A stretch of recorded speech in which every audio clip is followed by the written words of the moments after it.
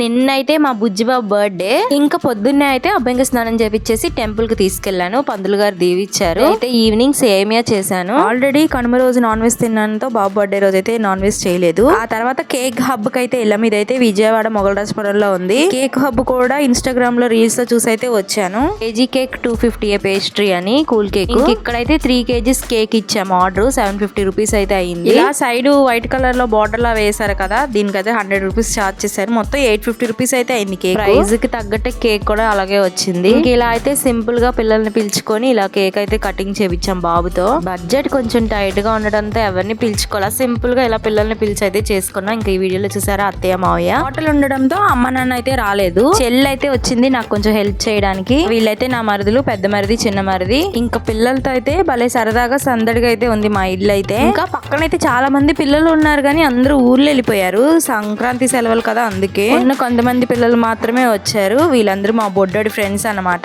ఆ ఇంటికి వచ్చిన ఈ బుల్లి గెస్టులకి అయితే నేను చేసిన సేమియా, laddu, boondi, cake, chocolate, biscuits అయితే ఇచ్చాము తినడానికి. వీళ్ళందరూ కూర్చొని చక్కగా తింటున్నారు పిల్లలు. ఇంకా ముగ్గురు అన్నదమ్ములు చూసారా, మా వారు ఫస్ట్, వీళ్ళిద్దరు మా మరుదులు. ఇంట్లో ఈ హడావడంతా అయిపోయాక నాన్నోళ్ళ హోటల్కి వెళ్ళాను. చూసారు అక్కడ కూడా హడావిడిగా ఉంది. ఇక్కడ మా హోటల్ లో స్టాఫ్ కూడా సేమియా కేక్ అయితే తీసుకెళ్లాను. నాన్న అయితే చాలా హడావిడిగా ఆనియన్స్ అయితే కట్ చేస్తున్నారు. ఇంకా ఈ వీడియో ఇంతే. Bye bye. సబ్స్క్రైబ్ చేసుకోండి అబ్బా.